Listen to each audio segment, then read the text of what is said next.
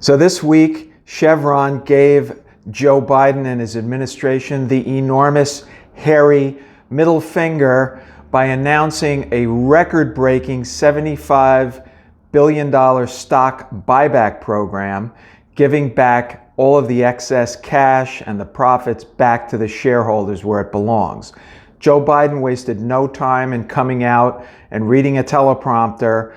with a diatribe attacking the oil and gas companies for making so much money and for making people suffer at the pump, when in reality, all of these profits are the result of the Biden administration's war against oil and gas companies in favor of green energy. Thanks, Joe.